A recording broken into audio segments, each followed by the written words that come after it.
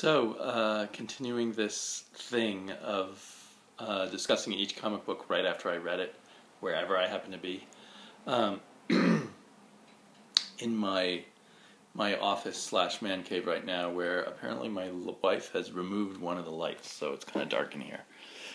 But I just read Optic Nerve 41 by Adrian Tomine. And I really enjoyed it. It was really good. Completely, well, if you know Tomine's reputation, completely what you'd expect from him, which is kind of slice of life slash kind of, what's the right word? Like stuff you'd expect in a zine, only too perfect or so well done. It's like literary zine comics. And the first and major story, this one with the bazillion panels per page, about a family where the daughter wants to become a stand-up comic, is really a kind of brilliant piece of comic book art. If you're a fan of the form, the uses of comic books, and you like slice of life, kind of almost literary fiction, this is a brilliant piece where he uses the visual aspect of comic books to tell a story that's not being told at all in the dialogue. So there's kind of two levels to the story, and you realize what's going on with this family by the visual changes and stuff. And I don't want to give away what that is, in case you want to read this, because that's the power of the story. And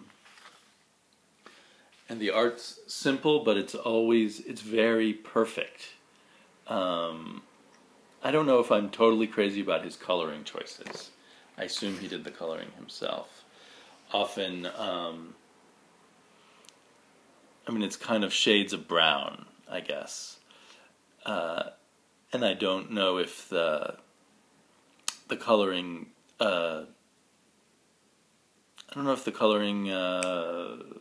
serves his line work best. But I suppose it does.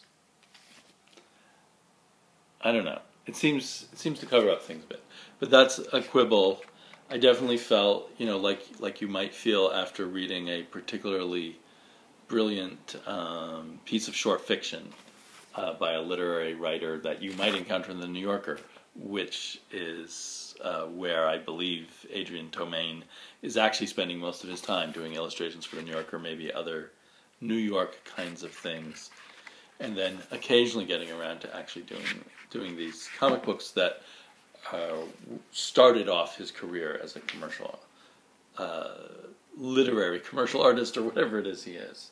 The second story, I think, is about someone on leave from the army and a weird little experience he has. It's interesting enough. I still have a prejudice against comics with a lot of outside of the panel text, but at least it still has dialogue balloons inside the panel. Somehow I'm always taken out of the pictures. I would rather the text and the pictures be together, if you see what I'm saying. It's interesting, though, the artwork feels different. It almost feels like latter-day David Mazzucchelli, if anybody's seen that kind of stuff. He also went over to the kind of literary New York side of things, away from the fantasy world of regular mainstream comics. Anyway, it's a cool little slice-of-life story, not nearly as profound or personal feeling as the first story. And then the comic ends with a one-pager, which was quite funny and more self-revealing and interesting. Apparently Adrian Tomine actually gets meetings in Hollywood, which is interesting. Maybe I need to hunt up more of his work, because I know I just read a few scattered issues, I assume, of Optic Nerve back in late 90s, early 2000s, I believe. At the time, I just thought it was just another zine comic, which were still you know, more amateurish, or not amateurish in the publishing sense. Comics used to show up at my shops a lot more than they do now. Now they're replaced by what we call indies, which are, you know, image comics, which are very much like the slick, as weird as they might get, they're just much closer to the slick commercial comics. And I don't see things like this normally, which is part of why I grabbed it up and swallowed my stinginess and paid $7 for this. So you certainly don't want to pay $7 for this if you don't like the kind of slice of life thing. If there were lots of slice of life stuff out there, I think I'd be pickier in a way. It felt like a breath of fresh air. I mentioned, or forgot to mention by name because I couldn't remember his name in a previous video, Harvey Pekar, who I feel was the granddaddy of a whole generation of underground or alternative comic book artists who decided to do slice of life or autobiographical comics and the like. And someone asked me to do a video on Harvey Pekar, but I don't own any of my... I used to have all the American Splendors that I think I started picking them up in the 80s, early 80s. I'm not sure when he started publishing them, but I think I discovered him like 3 or 4 issues into American Splendor and managed to get all the back issues and then kept picking it up until when he started going on David Letterman. He started doing issues where he just replicated the David Letterman show that he was on, and I think at some point I started losing interest, and so I wasn't a completist with American Splendor, and then somehow I've given away my copies of it. But that was kind of a watered down brand itself. There was too much American Splendor, and it seemed like at some point DC Comics was publishing American Splendor. Different world than now. It's hard to imagine. Was it through Vertigo maybe? It's hard to imagine anything like that coming out anywhere near Warner Brothers DC Comics.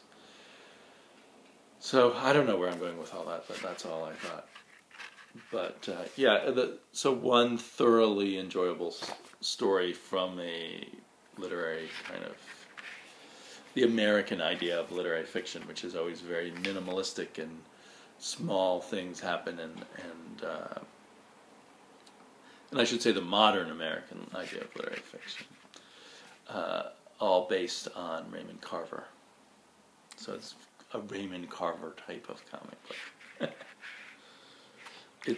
I haven't read every single letter on the letters page, but most of the letters on here are complaining or asking for feedback or help or advice from Agent Tomei. There's no answers from Agent Tomei on here, which also gives it this odd, minimal, bleak kind of letters page.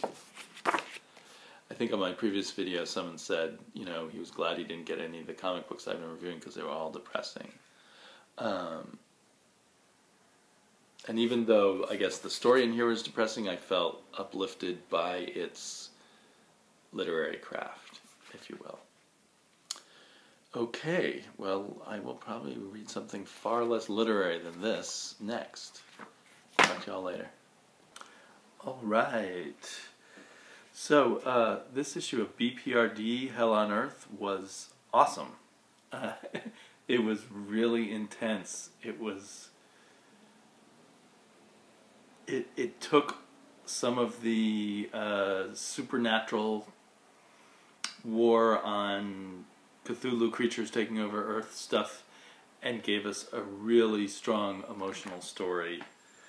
The story was a flashback to events that happened before the previous issue. The previous issue where this character, Johann, released his spirit out of the suit that held it, committed suicide, seemingly. And now I understand what happened. Now last issue makes sense. And this issue just was so emotionally intense, gave us a really meaningful story of this possibly meaningless or hopeless war against, the hell on earth creatures, and the characters of some of the people in the BPRD. In the previous issue, 130, I thought the events they were reacting to were events we had already seen in 129, in the previous 5 or 6 issues. And I couldn't quite figure out exactly why everyone was so mad at Johann, but now I see the actual event in this issue. While I love this issue, it kind of shows off the callousness towards the reader of the way BPRD is done. Because I think I've been reading it for like 10 to 8 issues now. And just most of the time semi-lost. But there's always been good things going on that keep me going, and knowing that other people have really loved this series also has helped, being part of this community. Or part of this discussion of books on YouTube. Never sure whether it's a community or not. Anyway, that aside, nonetheless, I'm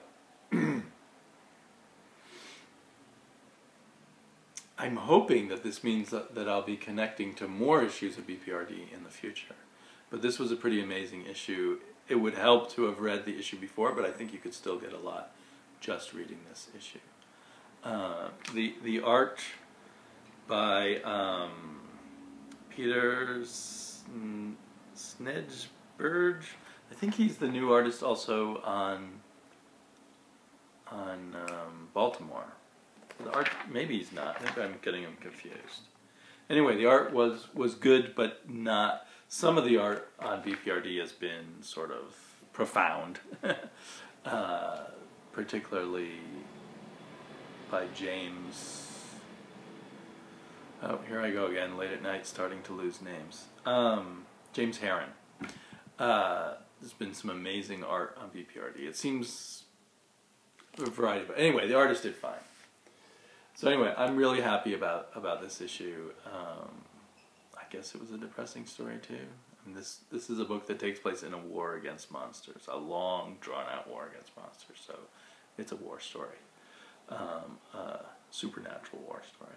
It is funny talking about this just shortly after talking about going from this literary world to this world, but to me this has lots of impact too, and a really intense horror moment that is, it's gory and creepy, but the creepiness is still mostly on the psychological level. And again, having gone through maybe 10 issues, most of which had this character Johann in it, I didn't know Johann had this particular power until this issue. So the very long-haul nature of BPRD is something I struggle with. They still have the exact same synopsis at the beginning that they've had for 10 issues, none of which tells you what's going on right now. It's just like some bigger picture. If you hadn't read 50 issues ago, maybe it's telling you what happened 50 issues back or something. So anyway, so now I love that issue and I'm complaining about the series. But not really. But this has helped cement me staying on BPRD and keep picking up the single issues. It's more exciting to read an issue like this that when you come on it in your monthly reading than reading it in a trade, I think. This is the kind of experience that makes me want to stick with the floppies. So, I might read one more comic book tonight before I go to bed. We'll see. Do people shoot off fireworks for Memorial Day weekend now? I'm hearing fireworks off in the distance. Just read Groo. Loved it. It was funny, hilarious, got funnier, got more hilarious. The pictures were really cool to look at, great colors. It got even funnier and even more funny, and then it was over. And I can't wait for the next issue. Have a good night, everyone. Or morning, afternoon. I'm going to have a good night. I'm going to go to sleep.